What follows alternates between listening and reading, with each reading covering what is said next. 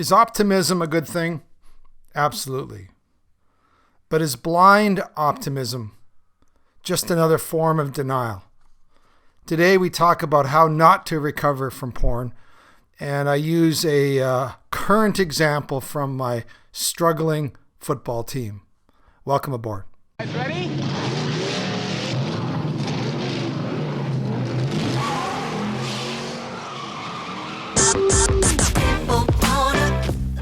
When it comes to porn, are you stuck, spinning out, or slipping backwards in your life? If so, then welcome to the Finding Traction podcast, a show dedicated to those who are looking to gain recovery momentum away from porn and toward the life and relationships they have always hoped for. Now, here's your host, Vern Tomke.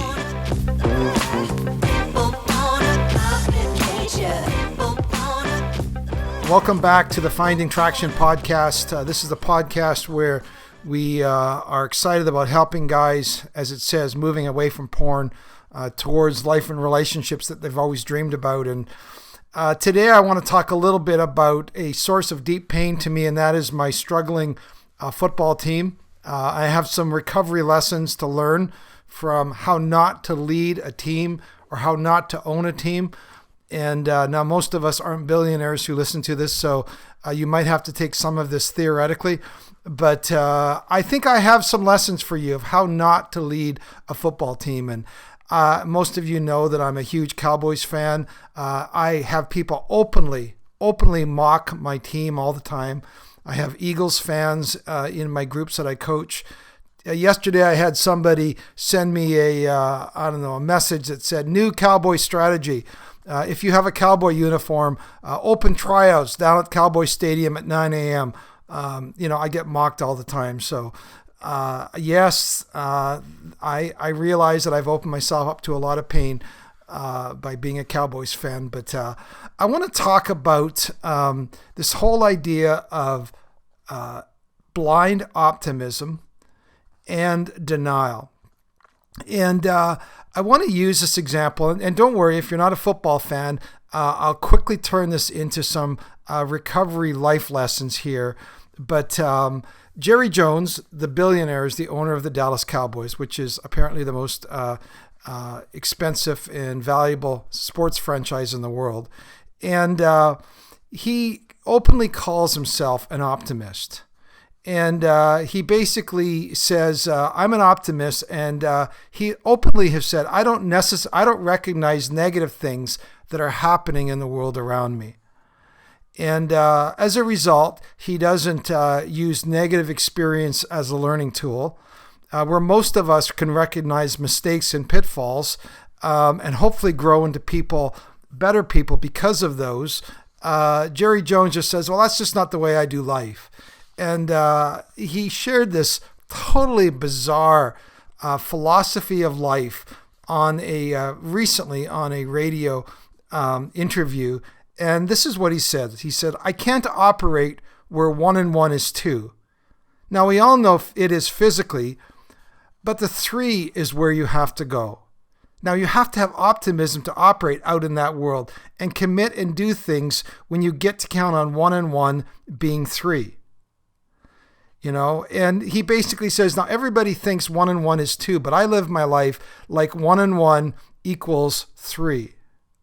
And you just go, really? How do you live life that way? Well, I guess if you're a billionaire, you can just kind of get away with it for a while.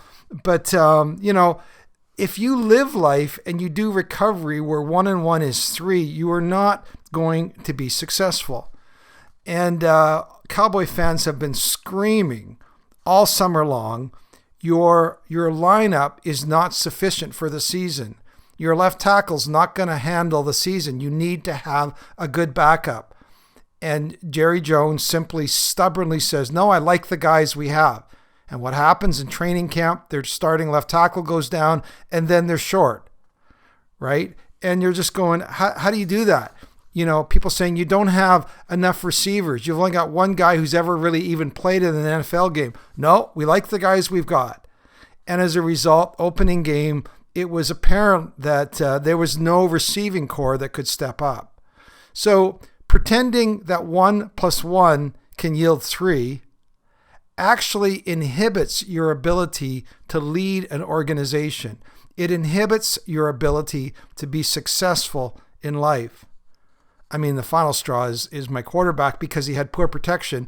Dak Prescott, he broke his thumb, and he's now going to be out for, they're putting a plate in his thumb, and he's going to be out for 6 to 8 weeks.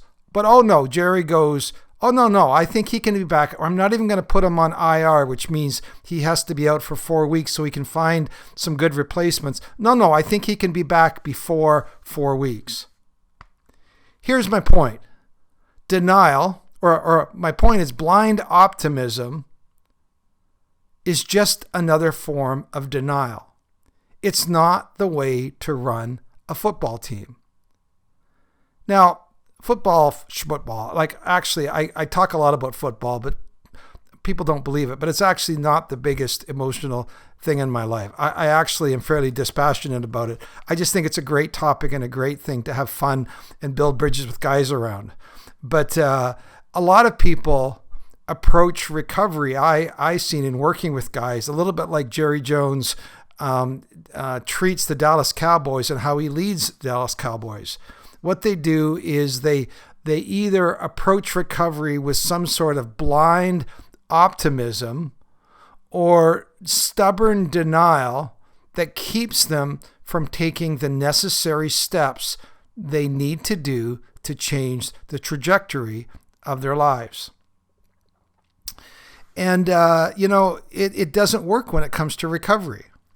And I've heard a lot of it over the years where guys will say, you know what, I just choose to believe that I can do it this way. 1 + 1 = 3 in my world. So let me give you some recovery examples. Here's one. I just need to learn to live with my technology being completely open without artificial blocks and restrictions. Because how does everybody else do it? I just need to learn to live my life like everybody else, where I can have all of these open access points, and I just need to learn to be strong enough and to live with it. And the point is, well, sure, that's living like everybody else, but you are not like everybody else, are you? Just saying, if you've struggled with alcohol, just saying, I should be able to go into a bar and have a single drink like everybody else. Well, you're not like everybody else. Alcohol has got embedded in your brain and your body in such a way that you can't just have one drink. The point is this: you have over this course, I don't know how long you've been doing porn, 5, 10, 15, 20, 30 years, by repeated reinforcement, you have created an autopilot system that is always going to bite you in the butt if you have ready impulse points available. I heard somebody say recently, I was listening to a podcast on a website called techless.com, and the guy has created an alternate phone that doesn't have, it's not a smartphone. And I like what he said. He says, they call it a smartphone, but with one click, it becomes a stupid phone for me. Something like that. A smartphone for him is really a stupid phone. And sure, I know that it requires some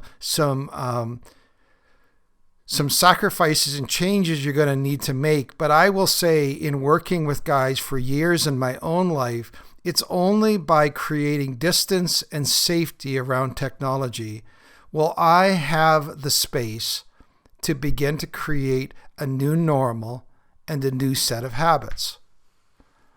I mean, over time, sure, you might be able to find yourself being in a place where some things open up to you again. But to just go in and say, you know what, I should be able to live like everybody else with the same technology. That is blind optimism or stubborn denial. Here's another example. I just need to learn to have the willpower. Let's say you have a player like I do on my team that just makes stupid penalty after stupid penalty on the field. And you go, we just need to coach him up better. And you coach him, and he still makes stupid penalties. And after a while you go, you know what? That player just is not something that's going to work for me. And that is a little bit like your willpower. If your willpower has proven defective in the past, and it will be defective going forward. Well, this time I really, really want it. I really, really mean it. Well, that's going to be true until you don't, until your willpower proves to be like a trick knee that gives out, or a shoulder that pops out anytime, a back that gives way. You have a situation when you bend over and all of a sudden your back spasms up. That's like our willpower. And there's a time and place where we go, you know what? Yes, willpower can grow over time, but let's be honest with ourselves. Our willpower has not been sufficient to bring us success in this journey. So that's another thing that I would say is just blind optimism, naivety, a form of denial. Here's a third one I see. Recovery is just one insight away from me, or things will change when I figure this out. Let me just say this. There is no knowledge breakthrough that will magically make you a different person when it comes to porn. I mean, you can listen to another 500 podcasts on porn recovery, and there will be no magical insights that will unlock freedom for you. It's not out there. You're still you. I'll get to some hope later on, but let me just say, if you're thinking that you just need to learn the right set of the right insight, whether it's brain chemistry or something around, I don't know, whatever that insight, more learning is going to bring you freedom. It will not bring you freedom. It will not enable you to suddenly turn and become that different person. Sometimes I get this in working with people from maybe Christian backgrounds or religious backgrounds. I just need that spiritual breakthrough. Or I've had a spiritual breakthrough, so now things are going to be better. Or I went to that amazing revival conference or worship experience, and now I think I'm good. Whenever somebody tells me, I've heard them all over the years, this new spiritual insight, this new understanding from Romans, or my identity, or that I'm really no longer a sinner but a saint, or some new teaching, some new spiritual understanding is somehow going to make you an exception to the principles and work that needs to happen.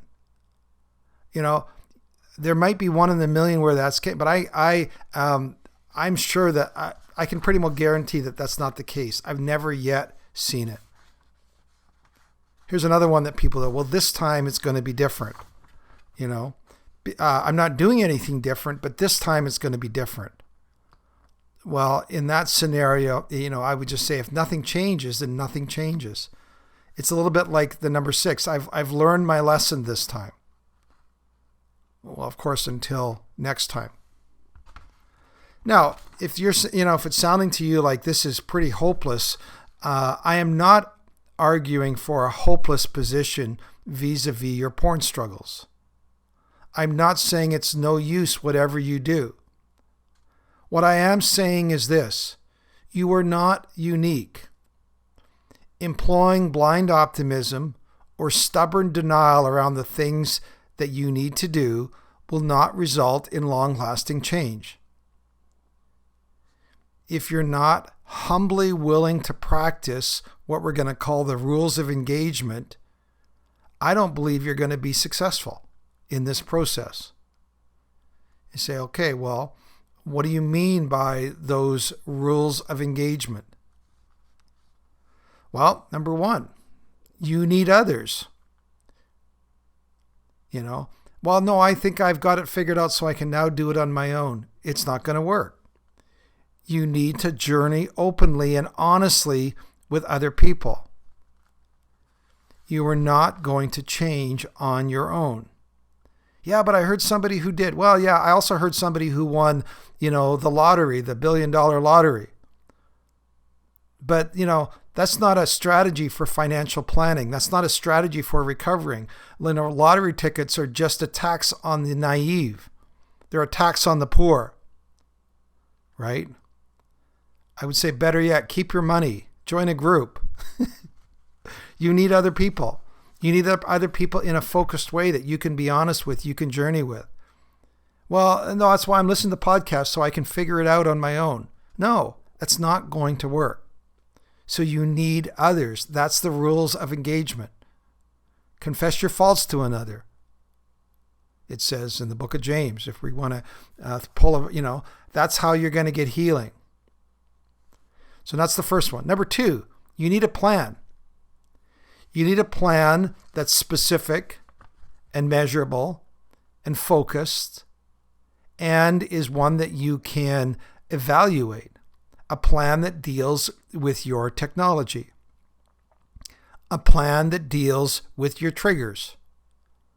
A plan that deals with your emotions, those big feelings. A plan that helps you understand and then how to meet your legitimate needs with ways other than porn. You need a plan that accomplishes those things, that's focused on those things. And let me just say, I don't care how good you are at planning, your plan isn't going to work perfectly the first time. You're probably going to fail at your plan. And then you revisit your plan. You make the changes to your plan. The parts that aren't working, you modify to deal with perhaps your last relapse. And so you need a plan. My experience with guys that are unsuccessful it's often to do with they're unsuccessful because they're not actually willing to live out their plan. Their plan is just an added option. And I'm saying, well, okay, what is your plan and how are you going to deal with that next time? And they actually put things in place in their lives that will enable those situations to not come up again. Remember, if nothing changes, nothing changes.